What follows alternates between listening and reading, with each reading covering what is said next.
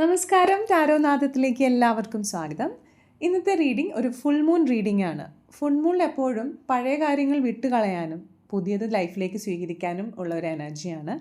നമുക്ക് കാർഡുകൾ ഷഫിൾ ചെയ്ത് എന്ത് എനർജിയിൽ നിന്നാണ് നമ്മൾ പുറത്തു വരുന്നതെന്നും അതുപോലെ എന്താണ് ഇനി മുന്നോട്ട് നമുക്കുള്ളത് എന്നും അറിയാൻ വേണ്ടിയിട്ടാണ് ഈ റീഡിംഗ്. ആദ്യത്തെ കാർഡ് എന്തിൽ നിന്നാണ് പുറത്തു വരുന്നത്? നിങ്ങൾക്ക് ലഭിച്ചത് സൺ കാർഡ്. നിങ്ങളെങ്ങോട്ടാണ് പോകുന്നത്? നൈറ്റ് ഓഫ് പെൻറ്റിക്കിൾസ് ആണ്. സൺ കാർഡ് പറയുന്നത് വളരെ വ്യക്തമാണ്. നിങ്ങൾ ഒരു ഇരുണ്ട ഘട്ടത്തിൽ നിന്ന് പുറത്തേക്ക് വരികയാണ്. ആശയക്കുഴപ്പം മാറുന്നുണ്ട്, ക്ലാരിറ്റിയും ലഭിക്കുന്നുണ്ട്. നിങ്ങളുടെ ആത്മവിശ്വാസം തിരികെ വരുന്നു. നിങ്ങൾ യഥാർത്ഥത്തിൽ ആരാണോ അതിലേക്ക് തിരികെയാണ് ഇപ്പോൾ പോകുന്നത്.